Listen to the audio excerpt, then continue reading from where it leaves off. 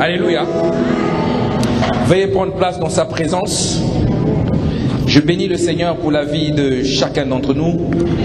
Je crois que ce matin, malgré la pluie, l'ennemi n'a pas pu retenir tout le monde à la maison. Amen. Quelqu'un a dû laisser de côté la couette. Amen. Et nous sommes là pour le célébrer. Gloire au Seigneur. Alors ce matin, je me suis dit, bon, je vais enseigner, mais le Seigneur a voulu peut-être que je fasse autre chose. Amen. Donc nous allons aborder, mais avant de commencer, je voulais que tu encourages ton frère qui est à côté de toi ou ta soeur. Dis-lui isolation. Dis-lui isolation. Dis-lui bien isolation. Je crois qu'on a envie de célébrer le Seigneur dans un cadre bien chauffé. Amen. Donc pour ce faire, n'oublie pas l'opération isolation. Je crois que la modération va vous le rappeler tout à l'heure à la fin du culte. Nous avons voulu simplement isoler ce cadre pour le rendre encore plus excellent. Amen. Si on vous montrait les images, comment cette salle était, vous n'avez pas à croire. Mais comprenez que le Seigneur nous emmène de gloire en gloire. Cette salle, les murs étaient bien noirs de partout, parce que c'était une ancienne chaufferie. Quand on est rentré ici, on n'avait pas idée qu'un jour on devait se retrouver comme ça. Amen. Donc Dieu nous emmène au large de plus en plus. Amen. Nous allons donc continuer notre série d'études. Aujourd'hui, nous allons aborder donc la deuxième partie de cette série. La première partie, c'était l'amour selon Dieu. Nous avons appris les 3 types d'amour. Ensuite, nous avons étudié la longueur, la hauteur, la profondeur et la largeur de l'amour de Christ. Et dans cette deuxième partie, qui s'intitule l'amour avec Dieu, dis à quelqu'un l'amour avec Dieu. L'amour avec Dieu. Alors, le titre de ce message, le titre de ce matin, c'est les clés de l'intimité avec Dieu. Dis à quelqu'un les clés de l'intimité avec Dieu. Les clés de l'intimité avec Dieu.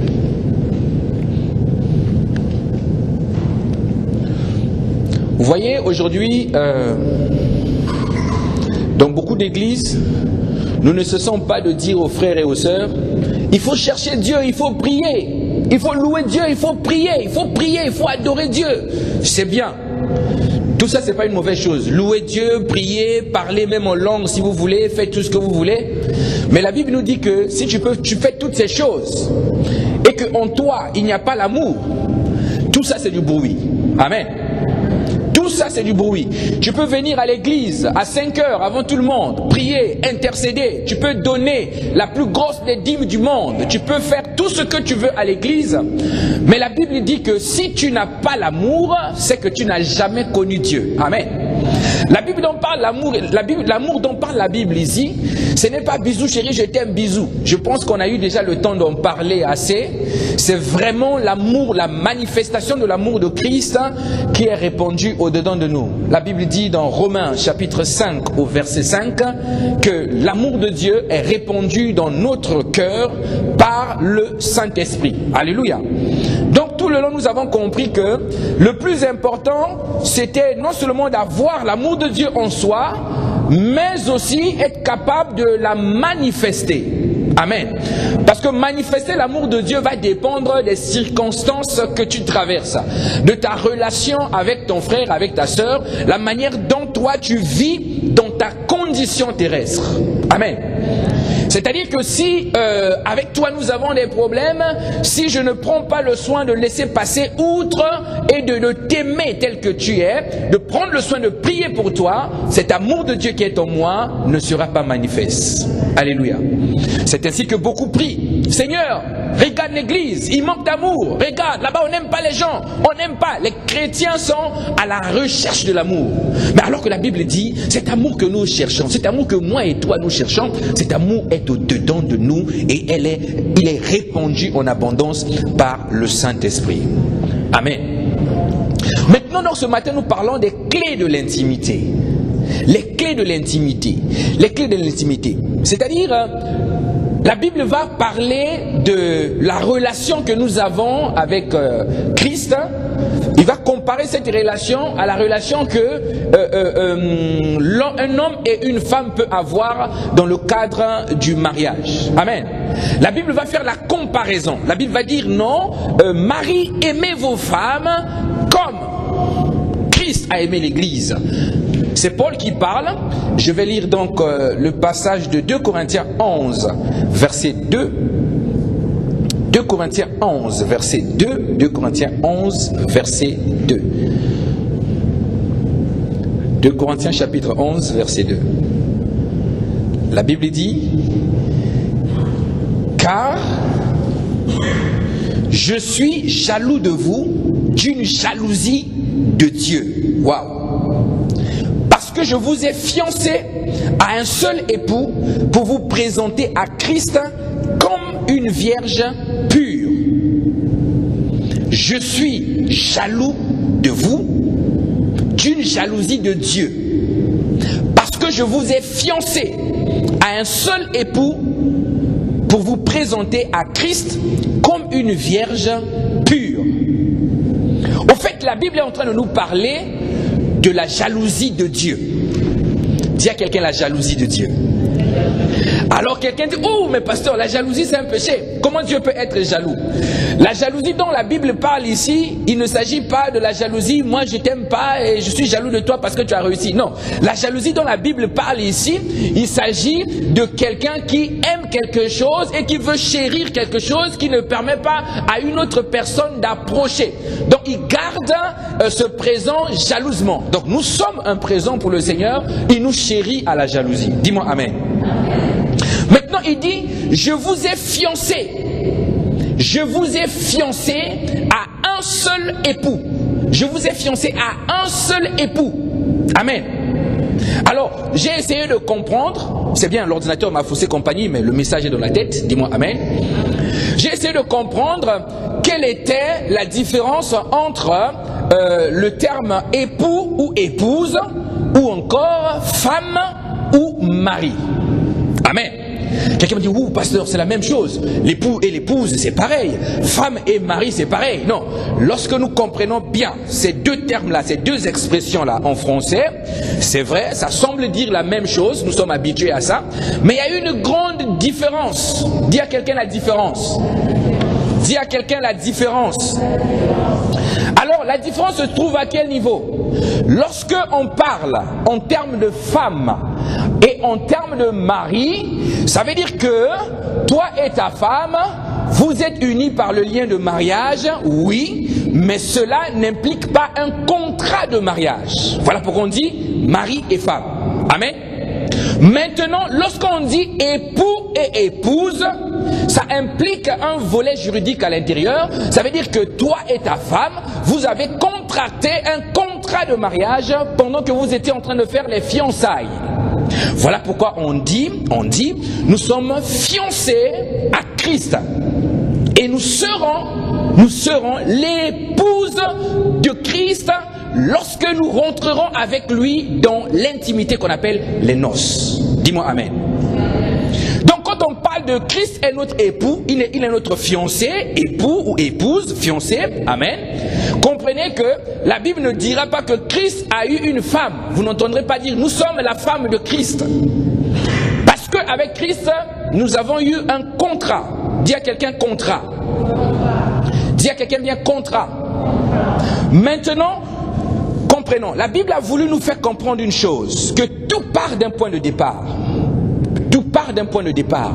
Avant d'être fiancé, avant d'être marié à quelqu'un, nous devons d'abord commencer par une étape qu'on appelle l'étape des fiançailles. L'étape des fiançailles, parce que quelqu'un ne comprend pas ce matin. Si nous avons la difficulté d'expérimenter l'intimité avec Christ, il y a d'abord une raison majeure. Et c'est la première clé de ce matin. Une raison majeure, c'est la première clé de ce matin. C'est quoi la première clé? C'est que nous devons d'abord comprendre que nous sommes fiancés à Christ.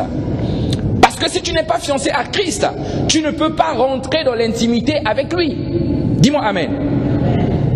Maintenant, comment on fait concrètement comment ça se passe pour devenir fiancé à Christ.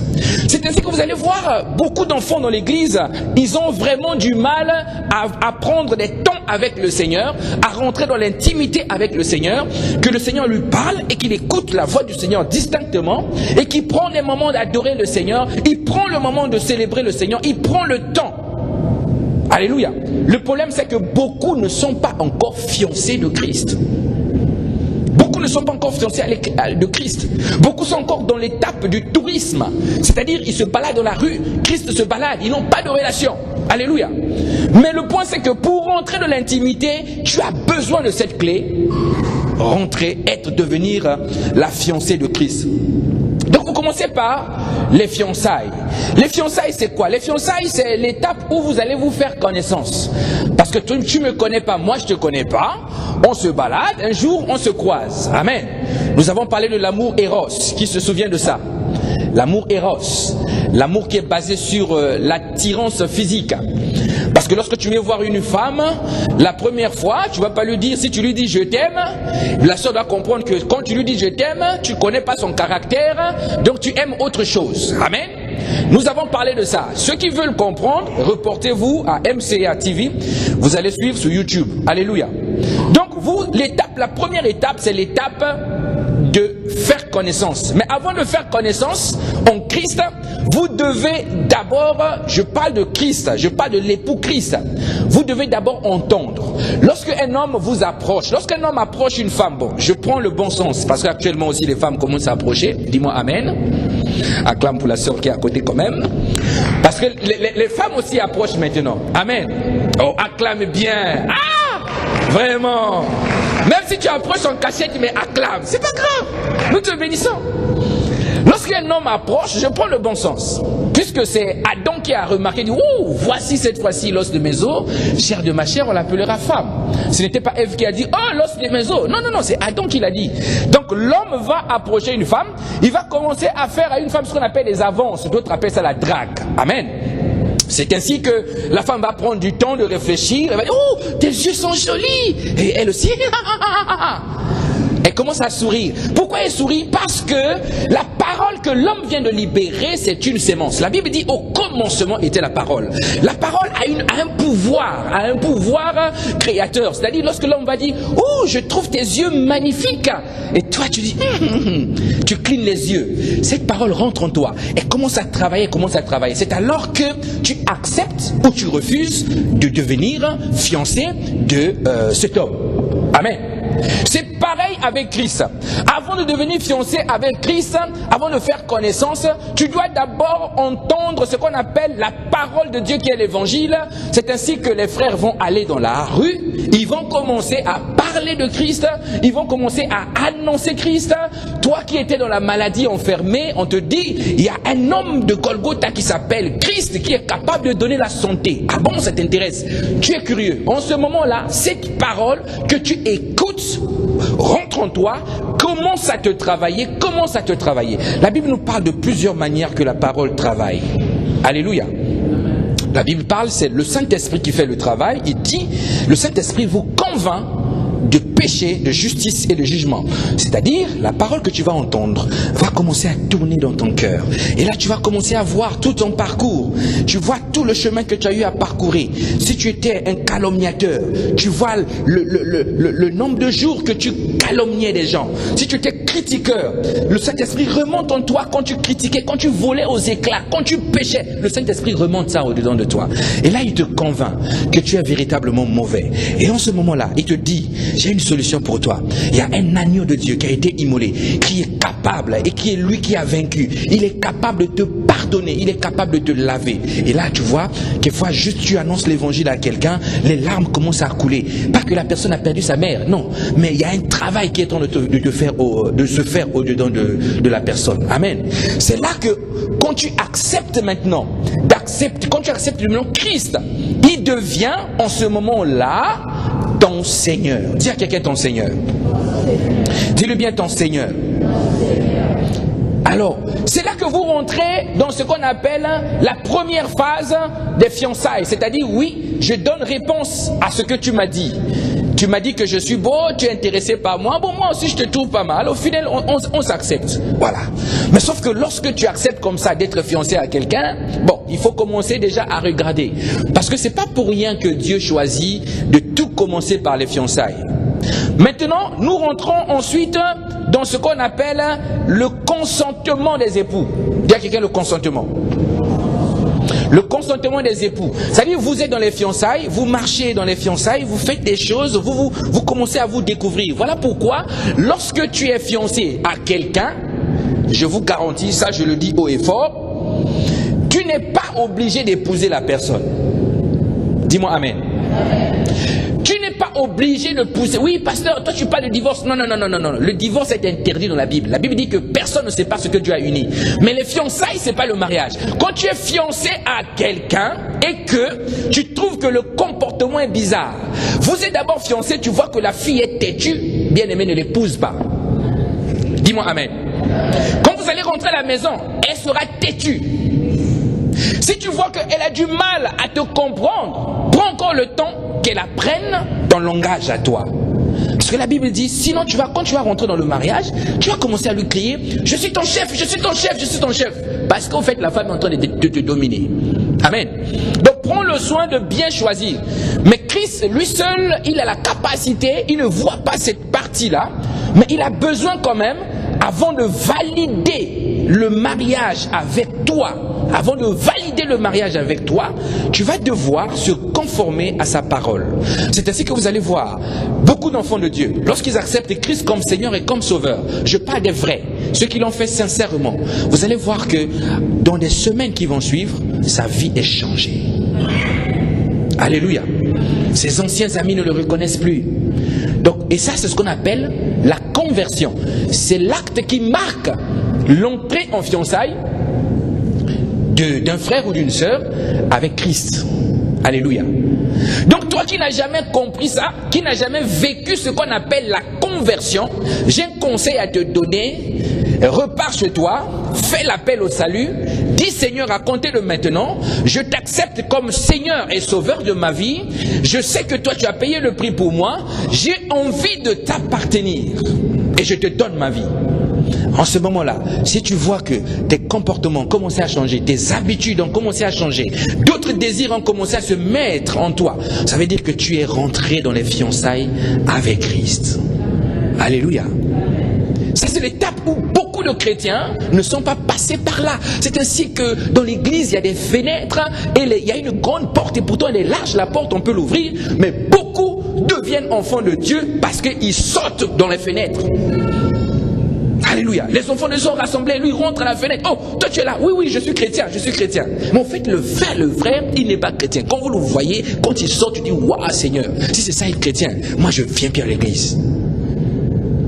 Mais c'est les gens qui portent le titre, mais ils n'ont pas la marque de Christ. La Bible dit que nous avons été scellés du Saint-Esprit. C'est-à-dire, lorsque tu deviens enfant de Dieu, tout en toi brille. Alléluia.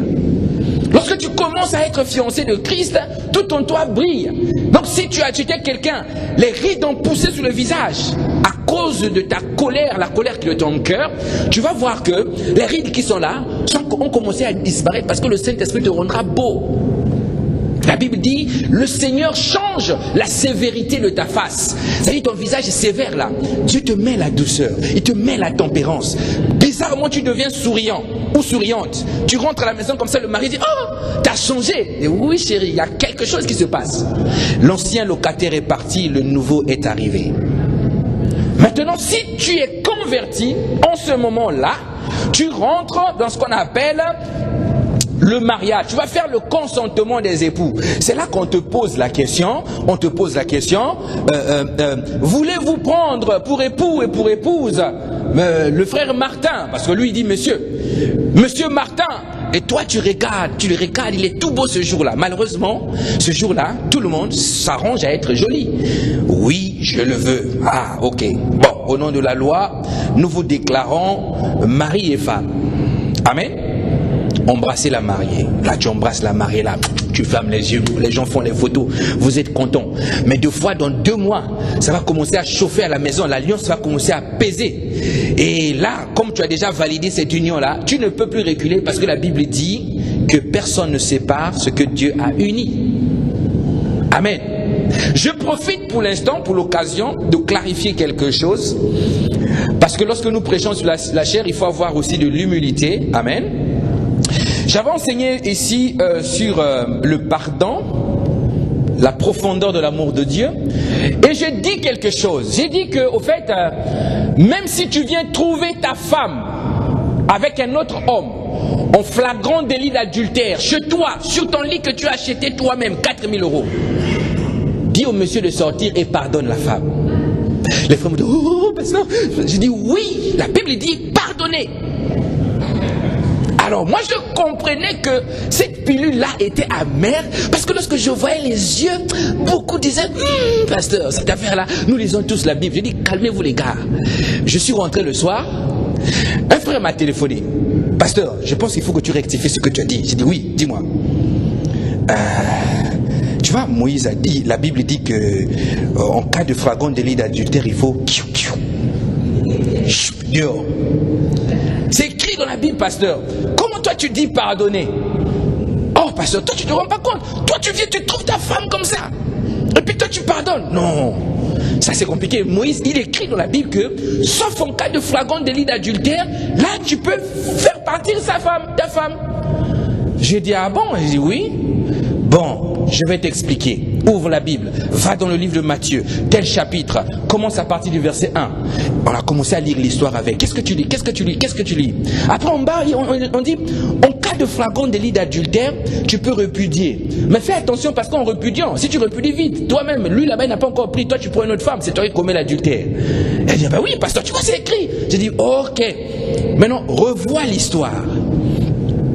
C'est les hommes qui viennent pour tester Jésus. On lui dit, Jésus, dans quel cas est-ce qu'il est permis à un homme de repudier sa femme? Jésus les écoute, il les regarde. Jésus a dit, moi je vous demande simplement de pardonner. Ils ont dit, ah, mais Moïse nous a permis de repudier nos femmes en cas de flagrant délit d'adultère. Qu'est-ce que toi tu dis? Jésus a dit, mes gars, moi je vais vous expliquer. Ça, c'était pas la permission de Dieu. C'est Moïse qui vous a permis. C'était pas Dieu qui vous a permis ça. Parce qu'au commencement, quand le Créateur a fait l'homme et la femme, il n'en était pas ainsi. Mais Moïse a permis pour une raison. Parce que lorsqu'il voit vos cœurs, il voit comment vous êtes durs, comment vous êtes mauvais, comment vous êtes colériques. Moïse a dit, répudiez seulement. Il a permis. C'est-à-dire la volonté de Dieu n'était pas de repudier. Jésus a dit au commencement, c'était pas comme ça. Amen. Donc au fait, même si tu trouves ta femme et tout, avec même le voisin que tu détestes le plus chez toi, en flagrant délit d'adultère, dis au voisin, lève-toi et sors. Pardonne. Acclame le Seigneur. Bon, je parle des enfants de Dieu affranchis. Alléluia. Acclame le Seigneur. Pardonne. Amen. C'est l'histoire d'un militaire qui vient trouver sa femme, un général, qui savait que sa femme était en train de le tromper, de le tromper. Qu'est-ce qu'il a fait? Il a dit à la femme, je vais en mission. La femme dit, ah ok, c'est bon. Elle a fait le sac, les valises, tout. Le gars a pris la valisette, pas aéroport. Les gardes quand sont venus, pas ouvrir les portières, pas claquer, aéroport. Le gars arrive à l'aéroport, il n'était pas en mission. Il savait que lorsqu'il part, il est remplacé par un autre chef. Je ne sais pas si c'était le lieutenant ou quoi. Alors ce jour-là, il a fait demi-tour. La femme avait déjà préparé ses coups et l'autre gars était arrivé à la maison. Et lui, il a fait juste demi-tour avec sa valisette. Il a dit au chauffeur, remontez la valisette, et je rentre à la maison. Il a pris un peu du temps, un petit café, le temps de leur laisser de se caféiner bien là-bas. Et lui, il arrive à la maison. Quand il arrive à la maison, il ne sonne pas. Et eux, ils étaient là-bas dans leur chambre à coucher et tout. Alors lui, il ouvre la maison, il dit au garde-corps, vous restez dans la voiture. Il était en tenue avec leurs trucs des généraux ici, et puis son arme. Il est rentré dans la chambre, il a ouvert tout ce qu'il a poussé. Il est rentré, il vient comme ça, il surprend la femme et un autre homme dans leur maison, dans leur chambre à coucher, sur leur drap, sur leur matelas, à côté de l'armoire du général, à côté de tout ce qui était au général était là, et le gars était là avec sa femme. Amen. Le général est venu, il est rentré. Il leur a dit continuez. Il a sorti son arme. Il a dit continuez, continuez. Les gars étaient comme ça, la femme était comme ça, bloquée. Il dit ok, quand vous ne voulez plus continuer, toi, mets-toi debout. Il a demandé à l'homme, mets-toi debout. Là, avec son arme en main. Hein. Il a dit, prends ton vêtement là-bas. Il ramasse des vêtements, il lui donne.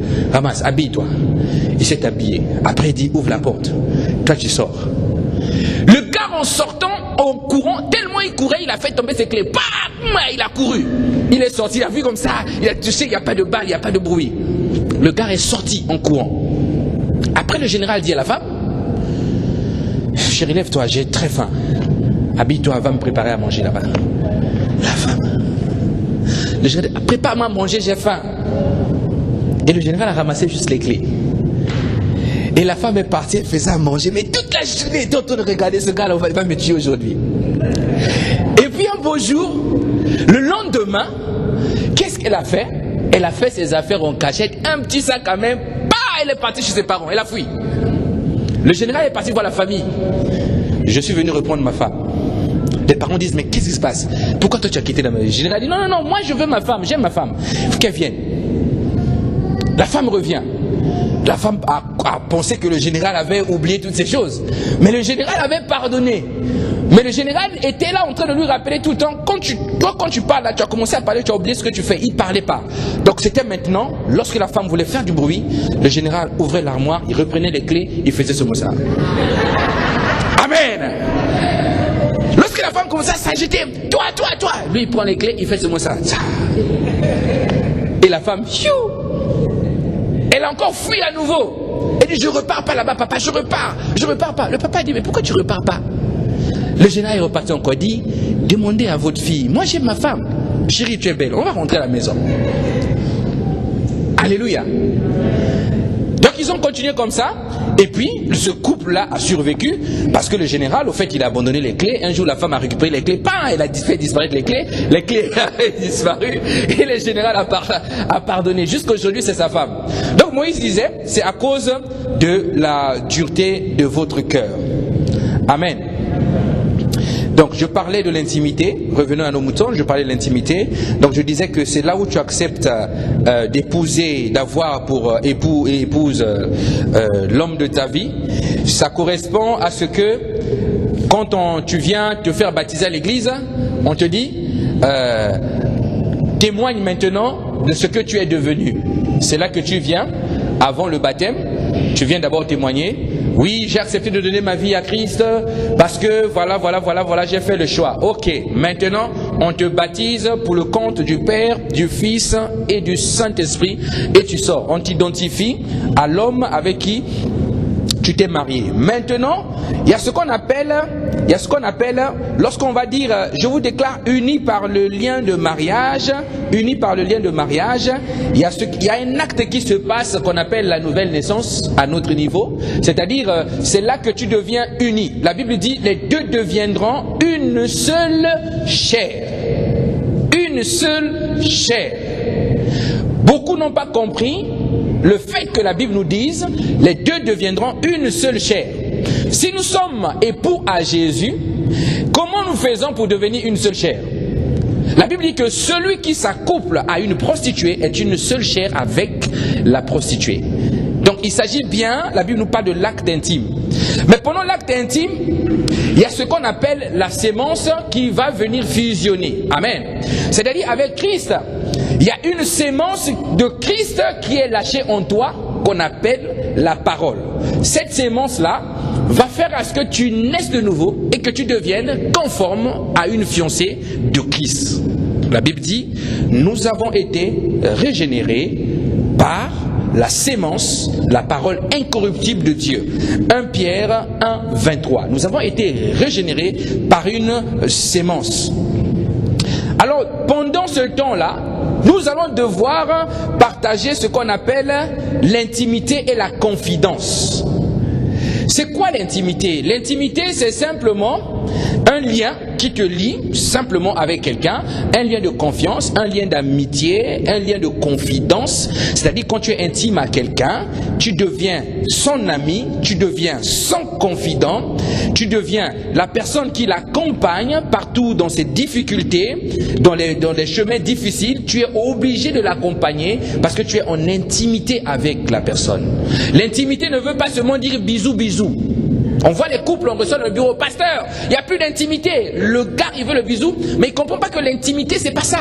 La femme a d'abord besoin que tu puisses l'affectionner, que tu puisses l'écouter. C'est ainsi que beaucoup de femmes sont devenues des pipelettes dehors parce que à la maison, ils n'ont pas l'oreille. Alléluia. L'intimité, c'est aussi devenir, comme je le disais, ami. Donc toi qui es marié, il faut que tu deviennes ami à ta femme. Chérie, ça a été le boulot? Comment ça s'est passé? Tu étais au marché? Ça a été, ça va? Vous parlez, vous prenez le soin de parler. C'est pareil avec Christ. Lorsque tu prends des moments avec Christ, des moments d'intimité, il faut que tu arrives à parler à Christ. Un ami intime, on lui parle. Et parler à Christ, c'est ni plus ni moins ce qu'on appelle la prière. Dis à quelqu'un la prière. Nous allons développer ça dans la deuxième clé qui sera donc la prière. Mais le point aujourd'hui, c'est que nous devons d'abord comprendre quand est-ce qu'on peut dire « Moi je suis devenu fiancé à Christ ». Alléluia. Lisons un peu la parole. Éphésiens 5, verset 25.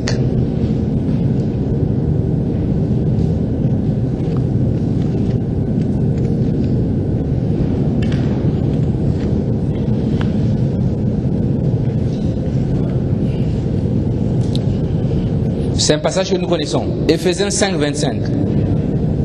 Éphésiens chapitre 5, verset 25. Marie,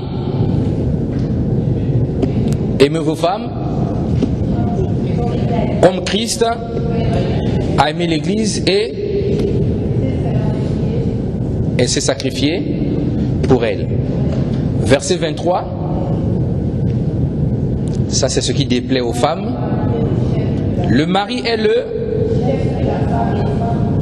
comme Christ est le chef de l'Église, qui est son corps et dont il est le sauveur. Verset 22. Femmes, soyez soumises à vos maris comme au Seigneur. 1 Pierre 3, 6. 1 Pierre 3, 1 Pierre chapitre 3 verset 6. Comme Sarah qui obéissait à Abraham et l'appelait son Seigneur. C'est d'elle que vous êtes devenus des filles, en faisant ce qui est bien, sans vous laisser troubler par aucune crainte. Amen. Bon, là c'est les fondements d'une relation. Amen. Donc lorsqu'on dit comme Christ est le chef de l'Église, ça veut dire qu'un chef, on l'écoute. Un chef, on l'écoute. Lorsque le chef parle, tout le monde se tait parce qu'il faut l'écouter. Tu n'as pas le choix. Alléluia. C'est ainsi qu'une bonne fiancée qui s'apprête pour aller vivre, parce qu'après le mariage, il y a une étape qu'on appelle la lune de miel. Dis à quelqu'un la lune de miel. La lune de miel, c'est là que tu vas aller rentrer dans les noces, c'est là que vous allez fusionner, vous allez devenir une seule chair. Amen. Je voulais mettre une parenthèse. Dans le mariage, comme nous parlons du mariage avec Christ, nous essayons d'illustrer avec le monde, je voulais que nous comprenions une chose. Il y a un grand secret dans le mariage. Lorsque la Bible dit que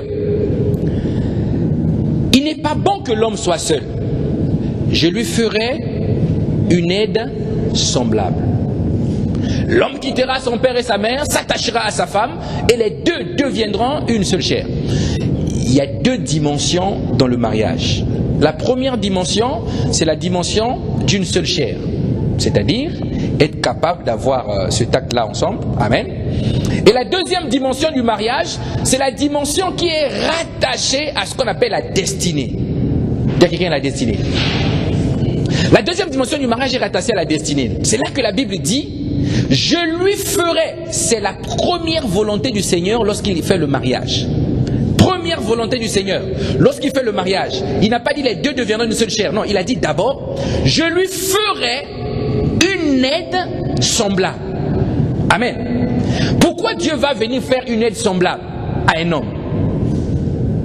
Pourquoi? Parce que Adam en avait besoin. Alléluia.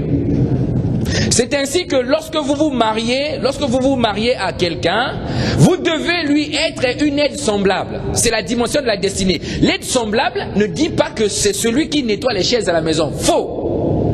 L'aide semblable, ça ne veut pas dire que toi tu es condamné à mort à me faire des bouillons. Faux. L'aide semblable, ça ne veut pas dire que tu me fais la table, quand je rentre, je dois voir la fourchette comme ça à droite, à gauche. Faux. L'aide semblable, c'est pas le repassage. Faux. L'aide semblable, ce n'est pas je transporte ton sac, mon chéri, quand tu vas au boulot le matin, je mets dans la voiture. Faux. Ce n'est pas ça l'aide semblable. Amen. Mais toutes ces choses, c'est bien.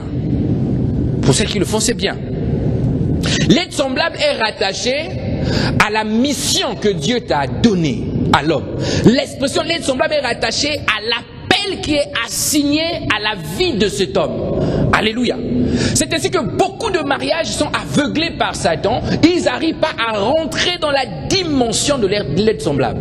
Ils s'arrêtent à la dimension de les deux deviendront une seule chair. Mais Christ veut que nous puissions rentrer avec lui dans la dimension de non seulement les deux deviendront une seule chair, mais qu'on devienne pour lui une aide semblable. C'est-à-dire travailler pour la mission auquel notre époux nous a confiée. Amen. C'est ainsi que les noces vont être déterminées par la capacité que l'épouse que nous avons à devenir, ni plus ni moins que l'aide semblable de Christ. Donc un homme qui n'arrive pas encore à rentrer dans sa mission, c'est normal que sa femme s'ennuie.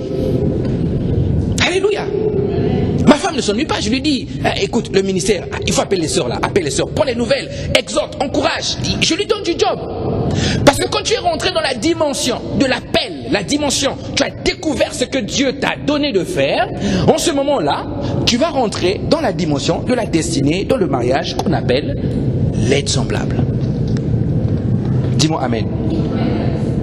Maintenant, au sujet des noces, donc toutes ces étapes-là, si tu n'as pas encore vécu ça avec Christ, comprends que tu es encore loin de la ligne d'arrivée.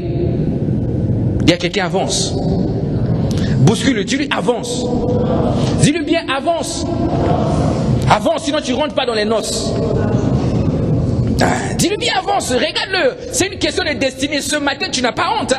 Il faut lui regarder, lui dire avance, avance. Si c'est ton mari, dis-lui chérie, depuis là, moi j'attends le job. Avance. Les bouillons t'en as mangé. Avance. Alléluia. Alléluia. C'est ainsi que tu vois les hommes, à force des bouillons, le ventre devient gros. Tu n'as pas le temps de gêner. Tu grossis, tu ne comprends pas. Il n'y a pas le moment de dormir. L'homme baille avant même la femme, il commence à dormir. Tellement des bouillons. Alors que Dieu t'attend au rendez-vous de donner du job à ta femme.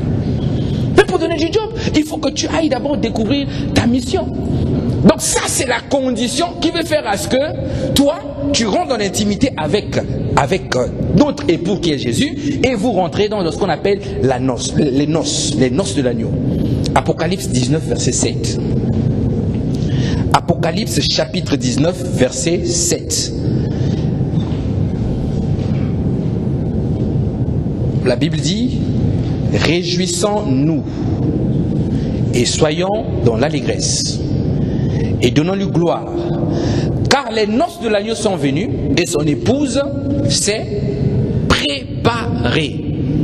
Son épouse s'est préparée. Préparer, la préparation. Donc, avant de rentrer dans les noces, la Bible dit que tu dois te préparer. Toi qui es l'épouse de Christ. Amen. L'épouse de Christ, vous savez comment elle s'appelle? L'épouse de Christ. Comment elle s'appelle, l'épouse de Christ? Comment? Ah, l'église, c'est pas beau. Est-ce que toi, on peut t'appeler église? C'est pas élégant. Il faut aller chez les Grecs. Les Grecs appellent ça ecclésia. C'est beau. Quand Jésus te voit, tu dis, waouh, chérie ecclésia. Tu dis, Seigneur, je suis là. Mais il faut te préparer. La préparation. La Bible dit que l'épouse s'est revêtue du lin fin pour rentrer dans les noces avec l'agneau. Amen. Le problème, c'est qu'on ne sait pas quand est-ce que notre chéri va revenir. Quand est-ce que Jésus va revenir? Comme on commence à nous appeler, dès qu'on meurt, on part là-bas, dans le repos d'Abraham. C'est là qu'on commence à nous appeler épouse. Mais sur la terre, on nous appelle fiancés. À cause de l'acte que nous avons conclu avec Dieu, que Seigneur, nous avons choisi de t'obéir. Mais malheureusement, il y a des fiancés de Christ sur la terre qui ne respectent pas l'acte de mariage, les accords qui ont été conclus. C'est-à-dire, Seigneur, je te serai obéissant. Sur la terre, ça se passe ici. Mais la Bible dit que si l'époux revient, on n'a pas dit le mari, on a dit l'époux. Si l'époux revient et que tu te trouves en train de danser la samba alors que tu devais être dans le job, ça va être compliqué. Alléluia. Matthieu 25, versets 1 à 13. Nous allons lire une parabole du royaume. Je voulais dire à quelqu'un que lorsque nous lisons des paraboles du royaume, comprend que ça comporte l'un des plus grands secrets de la Bible révélés par Christ dans ce qu'on appelle les paraboles. Quand tu lis des paraboles, il y a des clés du royaume à l'intérieur. Amen. Matthieu 25, versets 1 à 13, c'est ce qu'on appelle la parabole des 10 vierges. La parabole des 10 vierges. Matthieu 25, versets 1 à 13. Mon frère, ne fouille pas. Ouvre la Bible, premier livre du Nouveau Testament, tu es dessus. Dis merci, pasteur. Alléluia. Que Dieu nous aide. Bon. Matthieu 25, verset 1 à 13. Verset 1, la Bible dit: alors, le royaume des cieux sera semblable à 10 vierges qui, ayant pris leur lampe, allèrent à la rencontre de l'époux. Verset 2. 5 d'entre elles étaient folles et 5 sages. Les folles, en prenant leur lampe, ne prirent point d'huile avec elles, mais les sages prirent avec leur lampe de l'huile dans les vases. Comme l'époux tardait, toutes s'assoupirent et s'endormirent. Verset 6. Au milieu de la nuit, on cria: voici l'époux, allez à sa rencontre. Alors, toutes ces vierges se réveillèrent et préparèrent leurs lampes. Les folles dirent aux sages: donnez-nous de votre huile, car nos lampes s'éteignent. Verset 9. Les sages répondirent: ah non, il n'y en aurait pas assez pour nous et pour vous. Allez plutôt chez ceux qui en vendent et achetez-en pour vous. Verset 10. Pendant qu'elles allaient en acheter, l'époux arriva. Celles qui étaient prêtes entrèrent avec lui dans la salle des noces et la porte fut fermée. Verset 11. Plus tard, les autres vierges vinrent et dirent: Seigneur, Seigneur, ouvre-nous. Mais il répondit: je vous le dis, en vérité, je ne vous connais pas. Jésus a refusé certains types de fiancés. Je ne vous connais pas. Amen. Veillez donc, puisque vous ne savez ni le jour ni l'heure. La parabole ici présente des vierges. Des vierges. Vous savez, on parle de pourquoi on les appelle des vierges? La virginité représente, la virginité dans la parole, c'est le symbole de la pureté. Dire à quelqu'un la pureté. Donc, premier critère pour être une bonne fiancée de Christ, pour rentrer dans l'intimité avec lui, tu dois être quelqu'un de pur. La pureté, ça ne veut pas seulement dire ne pas connaître d'homme. Non, c'est faux. La pureté, ça veut dire avoir aussi la crainte de Dieu, avoir le mal en horreur, détester le mensonge, détester les calomnies, détester toutes ces choses, détester les critiques, laisser l'amour de Christ se manifester. C'est ce qu'on appelle la pureté. Alléluia. Maintenant, leur nombre était de 10. Alléluia. Leur nombre était de 10.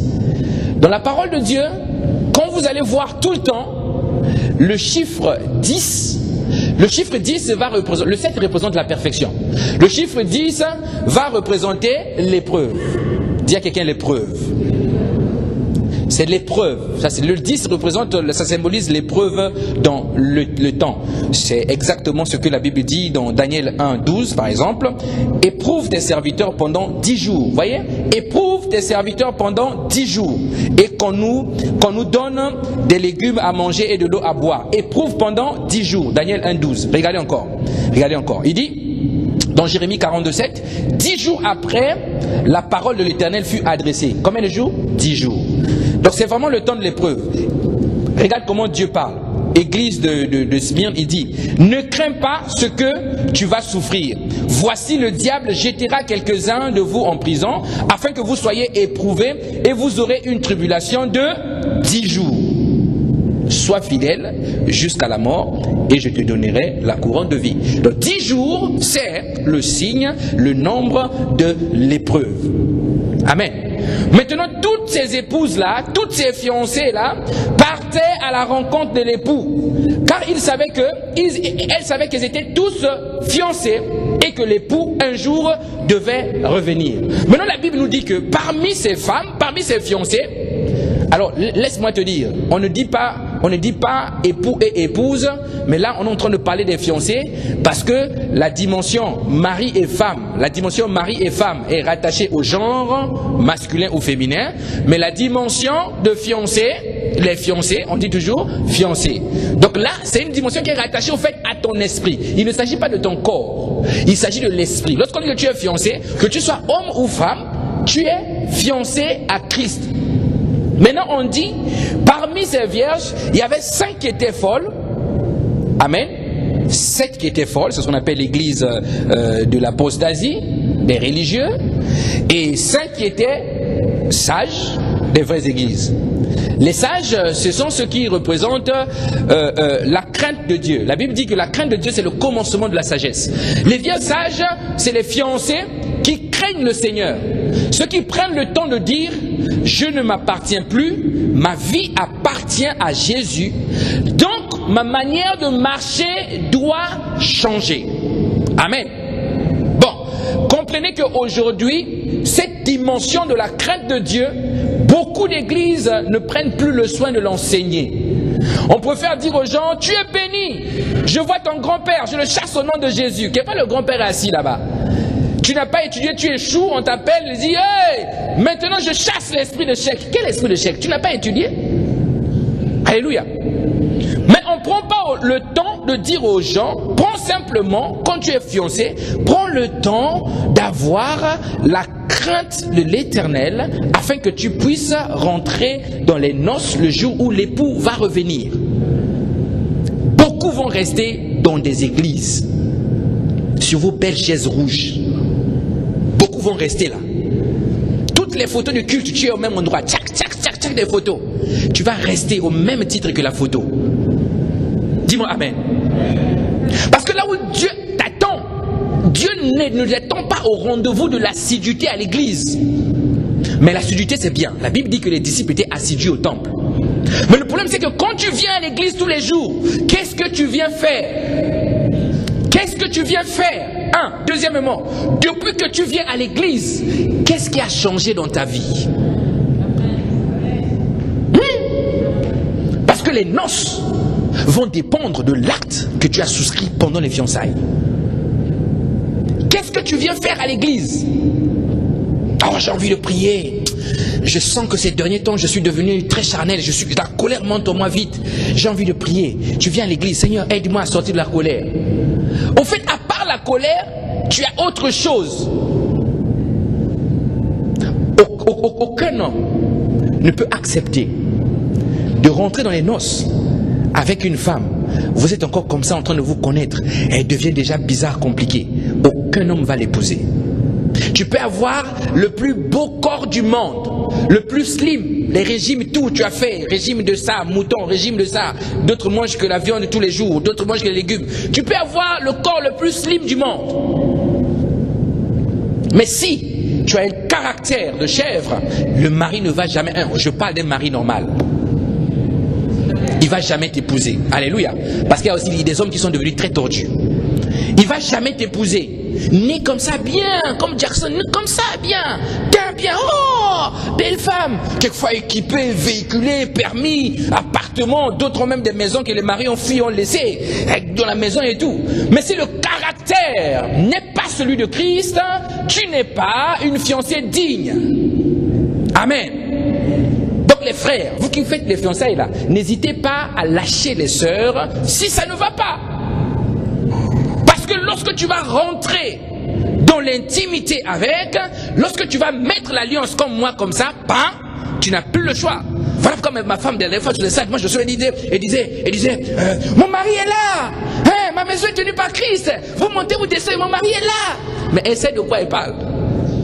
Parce que la Bible dit, personne ne sait pas ce que Dieu a uni. Donc prends le soin de bien regarder. Les épouses, les vierges folles étaient aussi à l'église. La Bible dit que ces vierges-là avaient la parole, la lampe. Ta parole est une lampe à mes pieds, une lumière sur mon sentier. La lampe représente la parole. Elles venaient à l'église, elles écoutaient les enseignements, comme nombreux d'entre nous ce matin. Elle était là, évangélisation, elle prenait les flyers, donnez-moi 15, elle distribuait les flyers. Elle avait la parole dans sa bouche. Mais il leur manquait quelque chose. La Bible dit, leur lampe ne pouvait pas éclairer pour voir que l'époux arrivait. L'époux est la lumière, mais l'époux est la parole. Ils avaient un lien avec l'époux. C'était le contrat de mariage qui était passé. Mais pour rentrer dans les noces, il fallait vérifier que eux, ils respectaient le contrat de mariage. Parce que lorsque tu respectes le contrat de mariage, il y a une autre dimension de l'époux, du fiancé, qui vient s'accrocher à toi. C'est ce qu'on appelle l'onction. Tiens, quelqu'un l'onction. C'est la présence du Saint-Esprit en toi. Et l'huile ici représente ni plus ni moins que l'onction. Amen. Donc les sages avaient compris que nous ne cherchons pas seulement à avoir la parole. Beaucoup sont dans les églises, ils honorent le Seigneur des lèvres. Oh Dieu, tu es bon. Ils répètent les paroles. Quand tu les entends prier, tu dis waouh, moi j'aimerais bien prier comme ces gens-là. Mais quand tu ouvres les yeux comme ça, il n'y a pas d'onction. L'onction a une particularité. L'onction va venir insérer en toi ce qu'on appelle le caractère de Christ. Et le caractère, c'est l'outil par lequel l'onction passe pour se manifester. Donc, si moi, je suis berger dans cette église et que je suis un voleur, rassurez-vous, lorsque je dis venez, on va vous imposer les mains. Quand je fais ça, et que toi tu as des problèmes de vol, je dis Seigneur, je casse l'esprit de vol, tu ne recevras jamais, ton esprit de vol sera là, parce que le vol est en moi. Alléluia. C'est une clé spirituelle. On ne transmet pas ce qu'on dit, on transmet ce qu'on a, ce qu'on est. Alléluia. C'est ainsi que chacun d'entre nous, nous devons comprendre la responsabilité d'être fiancé. Beaucoup se battent. Pasteur, je n'arrive pas à prier. Quand je prie, je fais seulement 4 minutes. Je ne sais pas comment on prie 30 minutes. C'est compliqué, hein, cette histoire-là. Le problème, c'est que tu n'es pas encore fiancé. Vérifie bien. Quelquefois, tu n'es pas encore fiancé. Tu n'as pas encore accepté Christ. Tu n'as pas encore donné ta vie à Christ. C'est ainsi que tu as du mal à passer du temps avec Christ. Alléluia. Lorsque une femme t'a dit oui, j'accepte de devenir ta fiancée, bien aimé, nous autres là, on fouillait la fac. Hein? Moi, j'ai fouillé la fac pour regarder ma femme à la fenêtre passer. Alléluia. C'est-à-dire le cœur est emballé. Je vous dis les choses que j'ai vécues. Alléluia. Moi, je fouillais la fac, les examens. Je ne veux pas faire l'examen, je reste à la fenêtre comme ça. Pour regarder ma femme passer. Elle a dit oui, oui, je veux être avec toi. C'est tout. Fiancée, mais le cœur est parti. Et quand elle est avec moi, on peut rester. Je me rappelle un jour, alléluia, Dieu soit béni. Je me rappelle un jour, bien aimé, on a fait 3 heures du temps pendant l'été dans la voiture en train de parler. Vitrine fermée, en bas comme ça en train de parler assis. Sous le soleil, 3 heures du temps. Donc quand tu es fiancé à quelqu'un, le cœur y va. Tiens quelqu'un le cœur.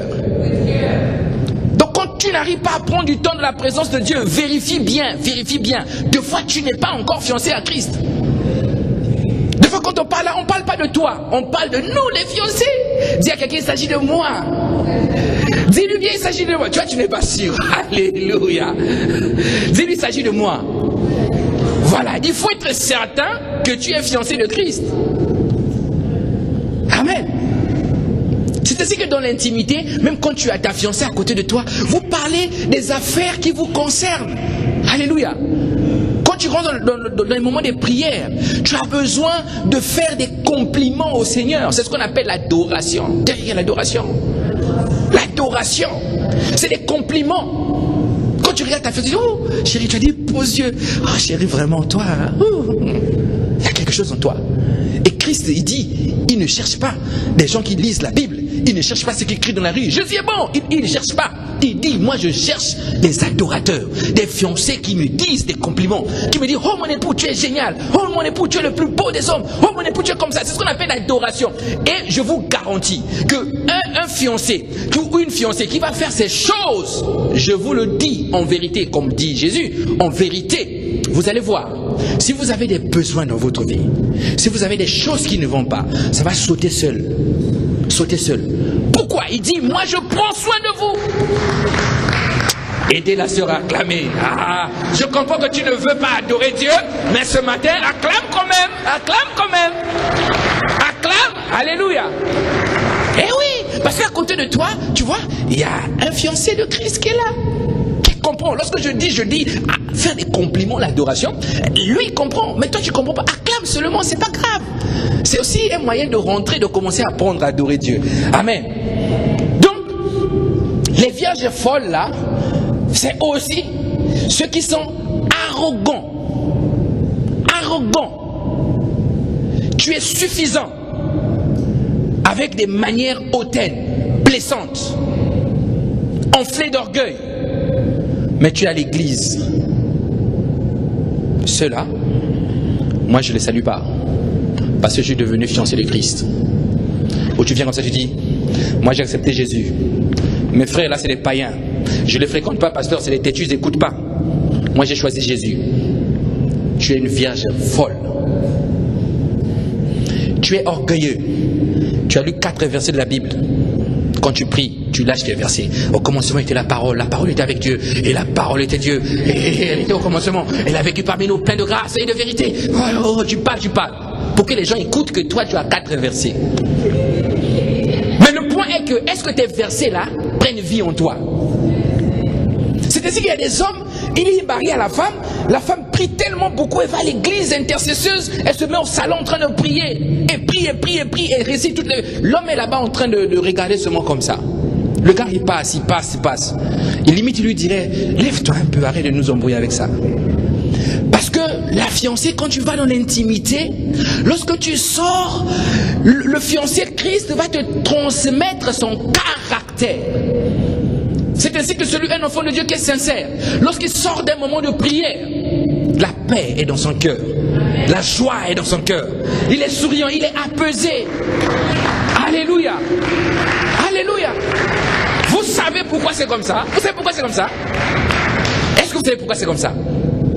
Parce que quand tu es fusionné à quelqu'un, entre vous deux il y a échange. Un homme colérique va épouser une femme qui ne l'est pas. Cette femme, à force de voir le mari colérique, va apprendre l'art de la colère. Dis-moi amen. Donc le mari va créer la femme et la femme va créer un type de mari.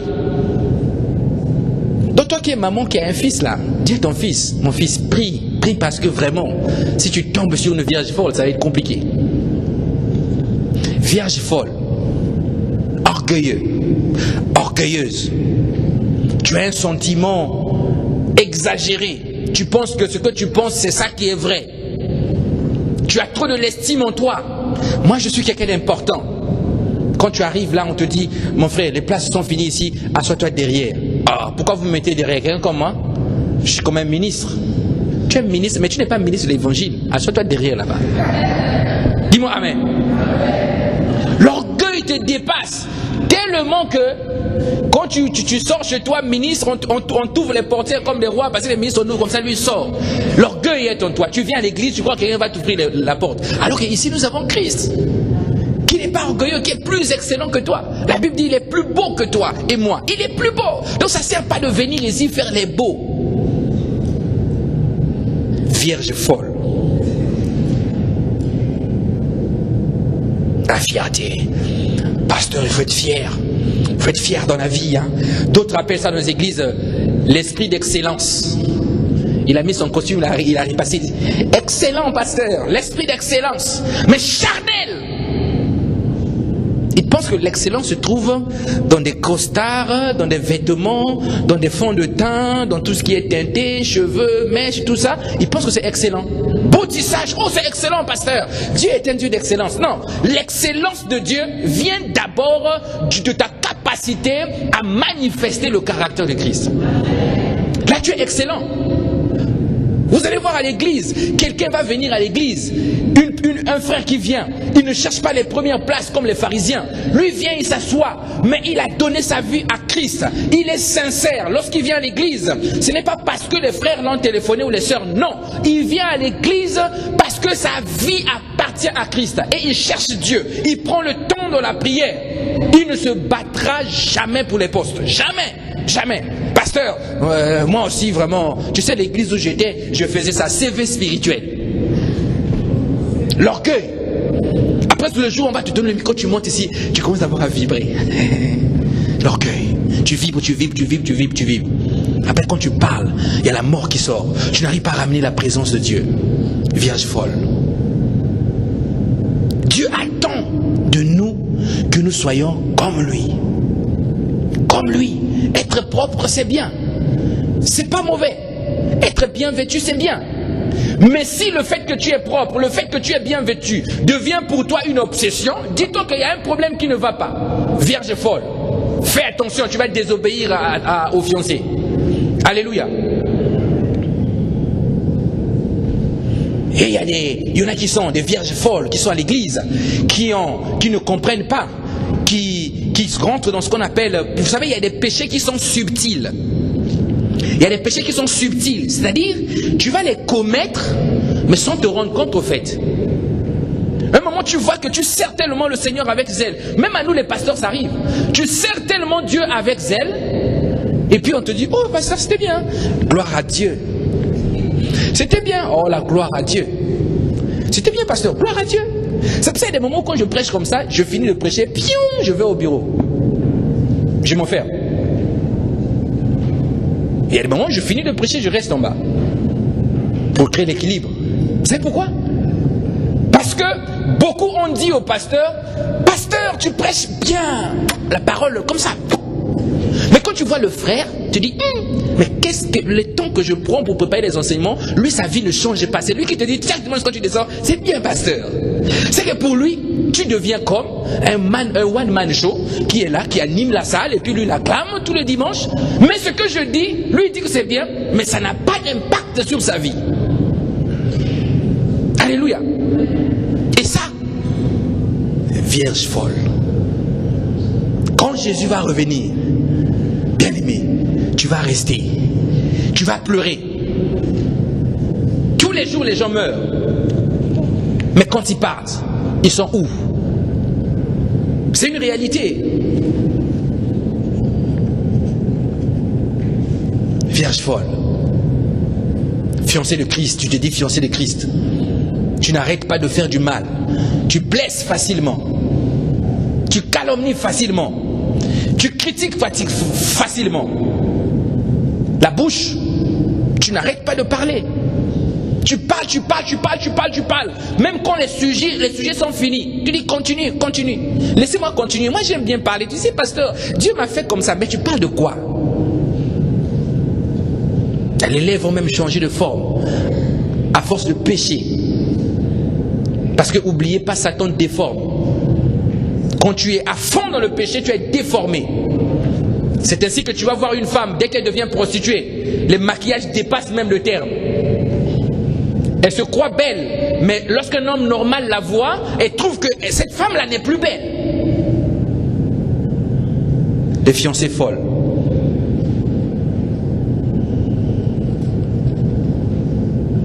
Avoir la lampe, ça te permet d'éclairer.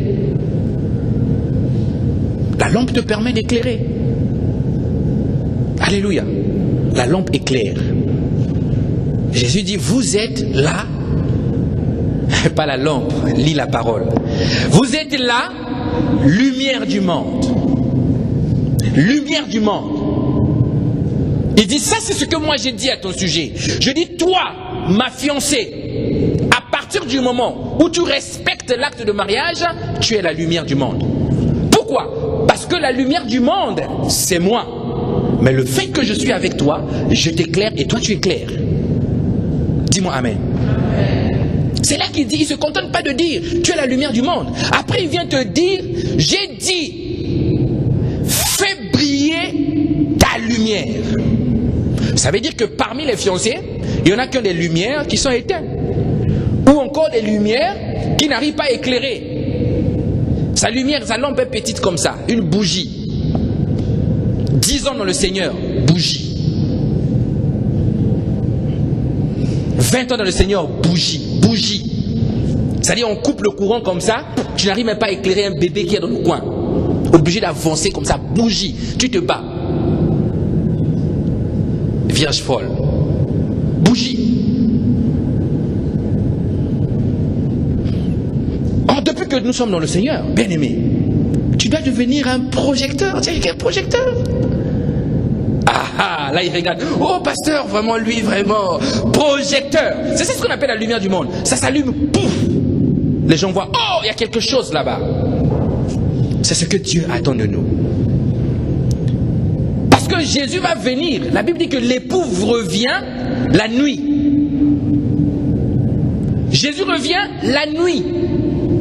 Vous savez pourquoi il revient la nuit? Pourquoi il ne revient pas en plein jour? Comme ça, on va dire que tout le monde l'a vu. Il revient la nuit. Maintenant, lorsqu'il revient la nuit pour enlever l'épouse, pourquoi? Parce qu'il veut choisir uniquement dans ce monde de péché, de ténèbres, ceux qui ont la lumière. C'est pour ça qu'il revient la nuit. Ne pense pas que Jésus va prendre une épouse entachée et tout. Ici, trou d'adultère, là-bas, trou de fornication, là-bas, trou de l'alcoolisme, là-bas, trou de ça, des trous partout. Jésus ne te choisira jamais. Rassure-toi. S'il te choisit, Simon-Pierre lui dit, maître, tu t'es trompé, lui là, c'est pas bon. Mais comme il ne se trompe pas, il te choisira jamais. Jamais. Seigneur, nous t'avons appelé Seigneur. Ce n'est pas tous ceux qui m'appellent Seigneur qui vont rentrer dans le royaume. Seigneur, nous avons chassé les démons en son nom. Oui, c'est bien. Mais loin de moi, je ne vous connaissais pas. Oh Seigneur, moi j'ai évangélisé avec le frère Guy, on était à l'université du Havre. Oui, je ne te connais pas. Oh, comment ça tu ne me connais pas? Ou non, je ne te connais pas. Parce que quand tu évangélisais pour toi. Palmarès, j'ai gagné son âme. Alors que ce n'est pas toi qui gagne, c'est le Saint-Esprit. Alléluia. Il faut avoir la capacité de rentrer dans l'intimité avec Dieu. Amen. Tu travailles pour le Seigneur, pour être renommé. Modérateur. Je suis le bon modérateur. Je viens être le bon modérateur. Pasteur, moi je vais être le meilleur. Prédicateur. Moi je dois être le bon prédicateur. D'autres ont dit non, moi c'est pas ça. Moi c'est, tu vois, tellement je galérais dans le monde, je suivi Jésus, il m'a donné un peu d'onction. Et tu commences à vendre le miracle. Huile de miracle, huile miraculée, prends l'huile, mets là, ma photo sur la bouteille d'huile. Qui vous a dit que ça produit la vie? Jésus vendait les miracles. Jésus ne vendait pas le miracle. Hein. C'est gratuit le miracle. Bouteille d'huile, bidon d'eau, on te donne un bidon d'eau. D'autres ont des bidons d'eau. Il dit l'eau de miracle. Ça, quand il y a des esprits, je mets à la maison seulement comme ça, l'eau part, les esprits ne peuvent pas rentrer. C'est faux, les esprits vont rentrer. Un jour, tu vas te faire taper avec ton eau bénite. Alléluia. Tu as mis l'eau bénite dans la chambre. D'autres c'est le sel. Il prend le sel, bam, sur les toitures, le sel. Qui vous a dit que Jésus aimait même pas aussi le poisson salé, vous voyez? Toi, ton onction, c'est sur le matériel. Le sel, l'eau bénite, il te faut seulement l'huile. C'est bien, la Bible dit utiliser l'huile pour oindre les malades. C'est vrai, c'est l'huile, c'est biblique. Mais le problème, c'est que quelle est la relation que tu as avec l'huile? Tu vas aller en vacances, tu loues un appartement de vacances, tu as oublié l'huile. Comment tu fais? Or, l'huile est en toi. L'huile, c'est ce qu'on appelle l'onction. L'onction est en toi. Jésus dit, voici les miracles qui accompagneront les fiancés. Les miracles qui accompagneront les fiancés. Donc tu n'as plus besoin d'acheter l'huile. Moi je vois à la télé, l'huile, on vend l'huile à l'église. On met une table là-bas, l'huile avec la photo du pasteur. Qui a fait, il est comme ça. Comme un dieu sur l'huile. Et te disant, laisse-moi seulement te toucher, pasteur. Là il vient en bas là. Il pose sa vieille chaussure comme la mienne, là il met ça là. Les gens touchent. Recevez. Alléluia. D'autres, il arrive à l'aéroport. Il s'allonge par terre. Et il marche sur le fidèle. Accueil du pasteur. L'entrée triomphale de Jésus à Jérusalem. On abuse des fiancés de Christ. Parce qu'en réalité, beaucoup ne sont pas fiancés à Christ. La Bible dit que si le Fils t'a franchi, tu es libre. C'est à la vraie liberté que Christ nous a appelés. La fiancée de Dieu n'est pas idolâtre. D'autres servent pour leur désir. Je galère tellement. Bon, écoutez, pasteur, je vais venir servir. Ok, il n'y a pas de souci. Il sert. L'église où j'étais pasteur, j'avais le don de prophétie. J'ai dit, tu avais le don de prophétie ou tu l'as? Ah non, en fait, je l'ai. Ok. Bon, qu'est-ce que tu veux qu'on fasse? Non, pasteur, l'église, c'est pour l'église. Il dit, oui, c'est bon. Viens, il n'y a pas de souci. Et puis il vient là. Il dort, il se réveille, il vient. Pasteur, Dieu m'a dit. J'ai dit, ah, Dieu t'a dit, ah, ok. Bon, continue de prier. Oh, pasteur, comment tu dis seulement continue de prier? Deuxième rêve. Pasteur, Dieu m'a parlé, hein. Il m'a dit ça. Ah, il t'a dit, hein, ok, continue de prier. Troisième rêve. Pasteur, Dieu m'a encore parlé, il m'a dit pour l'église, nous devons faire ça. Ah, ok, très bien. Prie, continue de prier Dieu. Ah, le pasteur là, il n'écoute pas les messages. Moi, je quitte l'église.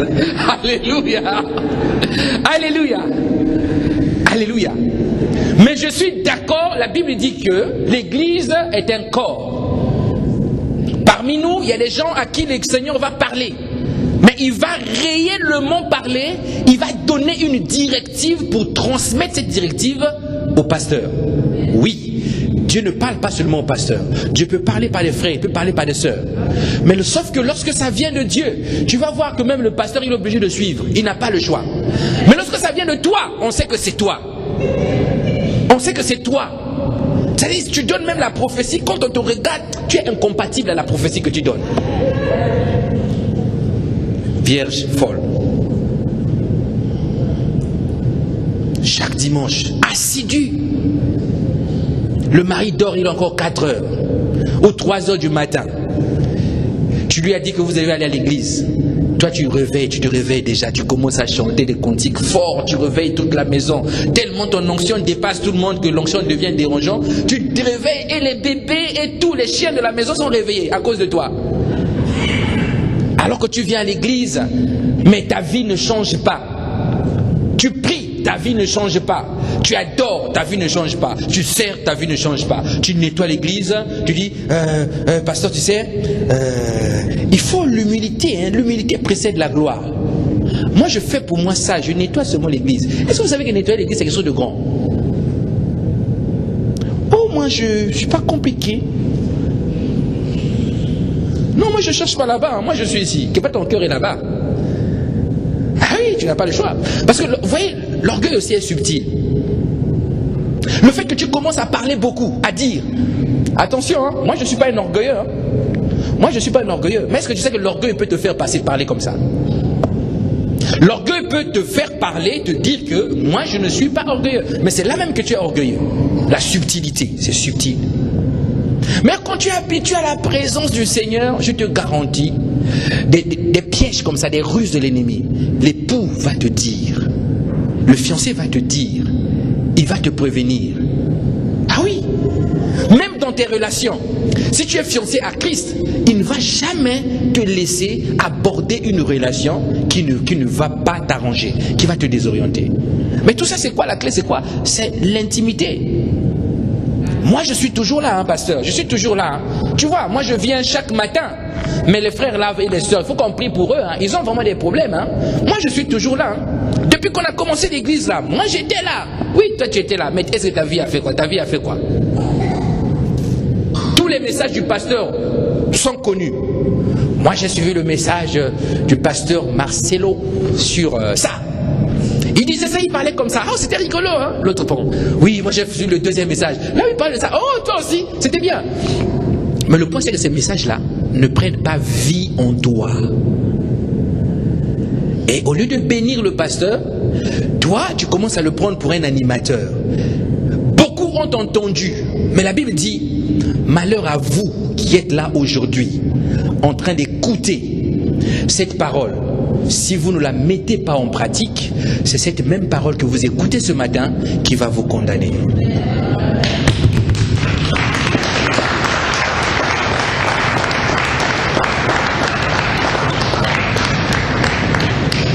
Moi, je veux venir à l'église, pasteur.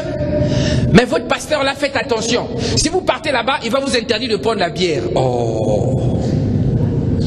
Parce que faites attention. Premier miracle de Jésus, un verset biblique qu'il a retenu pour soutenir son péché. Premier miracle de Jésus, il transforma l'eau en vin. C'est écrit dans la Bible. Pourquoi Jésus a donné du vin aux gens?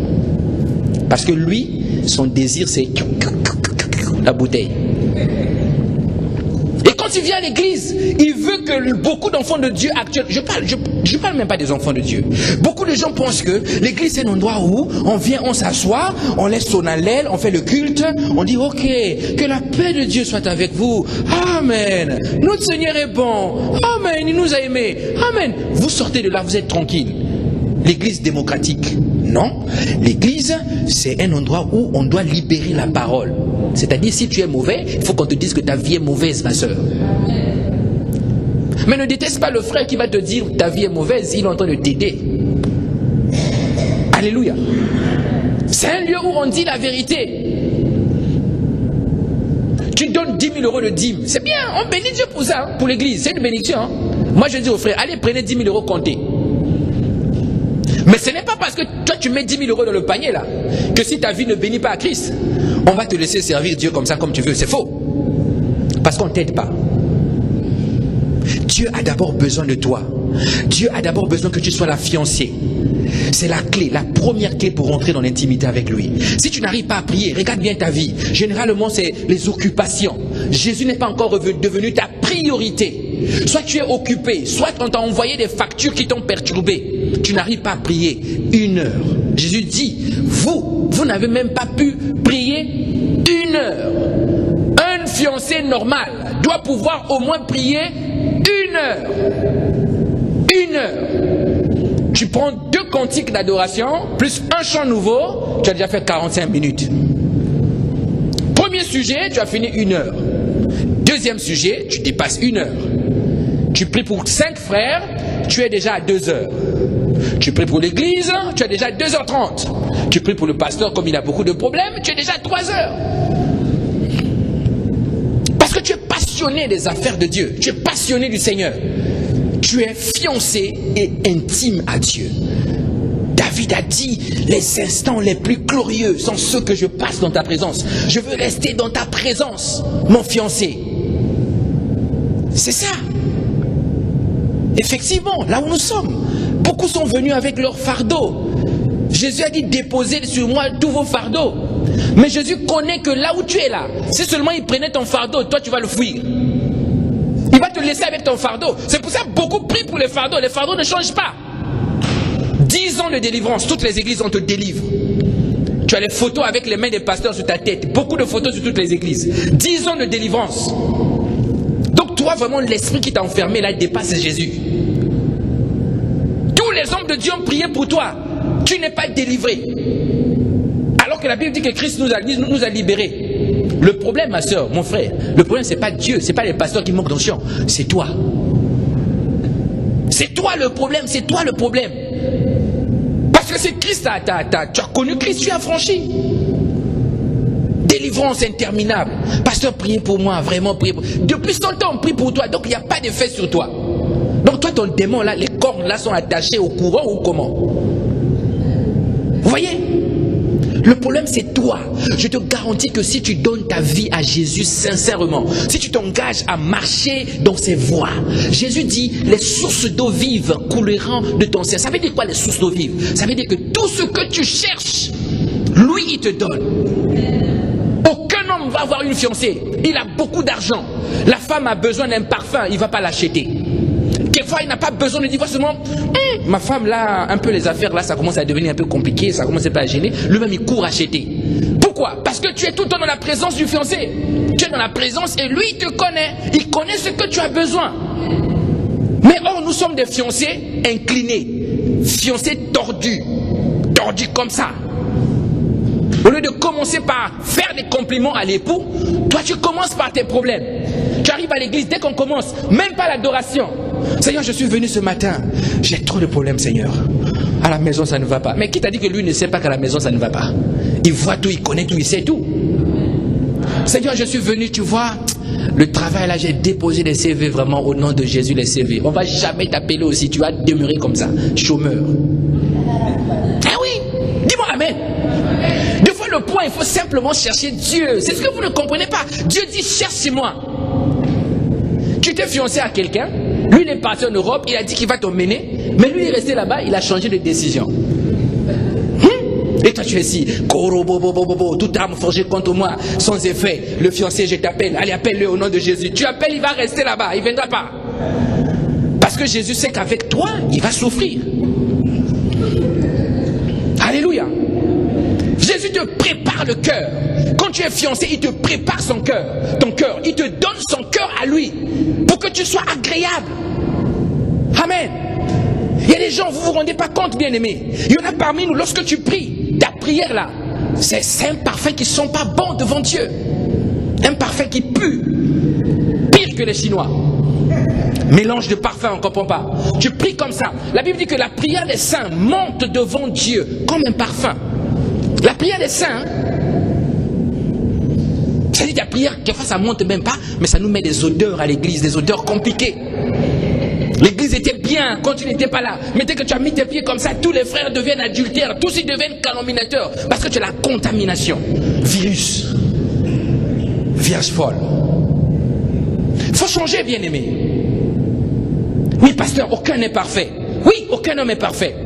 Mais aussi longtemps que le parfait habite en toi, tu deviendras parfait. La perfection n'est pas de ce monde. Ça, c'est les mots. Parce que la perfection n'est pas de ce monde. Oui, mais Dieu veut faire de nous des hommes parfaits. Tel il est, tel nous sommes. Alléluia. Changez de vie, changez de vie. Je vais vous dire quelque chose ce matin qui va vous choquer. Si cette église a encore beaucoup de chaises vides, le problème c'est nous. Dis-moi amen. Le problème c'est nous, le problème c'est nous, c'est nous, c'est nous, c'est nous. Moi je veux venir prier avec toi. Bon, est-ce que j'ai vraiment envie de te ressembler? Quelquefois il y a des frères, ils rentrent à l'église, regardez-les bien, ils rentrent à l'église, les gens sont assis, et lui vient, il s'assoit à côté d'une sœur, il ne voyait pas. Il prie, il prie, il prie, il prie, il prie. Lorsqu'on dit bienvenue à la MCA, modérateur, salut ton frère, il tourne comme s'il voit comme ça la sœur, ah là là.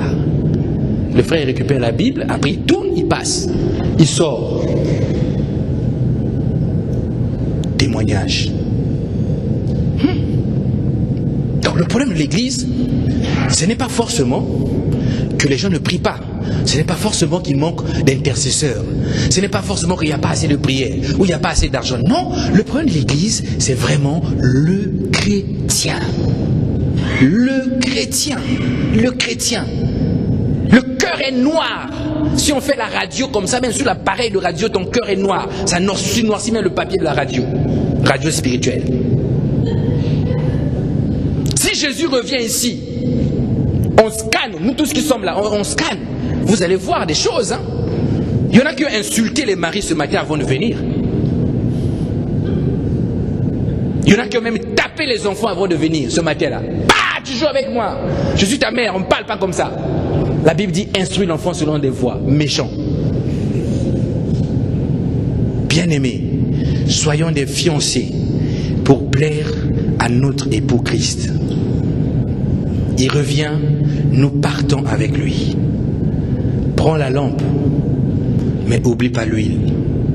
Laisse le Saint-Esprit te transformer.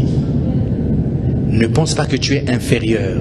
La difficulté que tu as, c'est peut-être parce que tu n'as pas encore réalisé que Christ est ton fiancé. Tu n'as pas encore compris que tu es fiancé à Christ, ou encore tu es véritablement fiancé, mais tu ne respectes pas le contrat de mariage avec lui. C'est ainsi que tu as du mal à rester dans la présence de Dieu. Et ça, on le sait.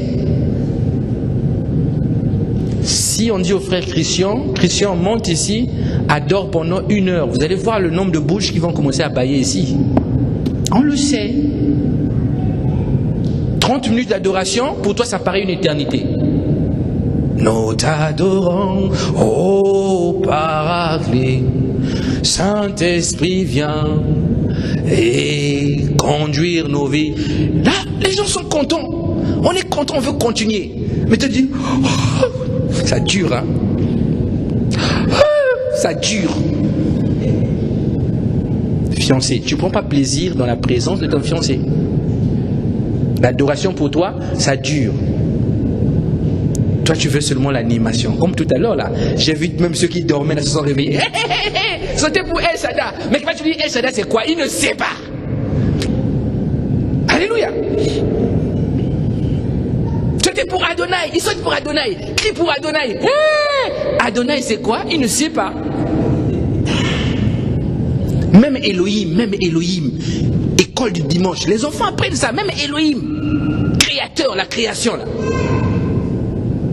Est-ce que tu peux danser pour Elohim? Elohim, il danse. Elohim, c'est quoi? C'est le Dieu puissant. Ah! Tu sens que la fiancée est même déréglée. C'est-à-dire que les prières, vos prières sont même tordues. Tu es en train de demander la puissance de Dieu. Tu es en train de prier un Dieu créateur. Tu ne comprends rien du tout. Tu ne connais pas l'époux. Tu ne le connais pas. Alléluia.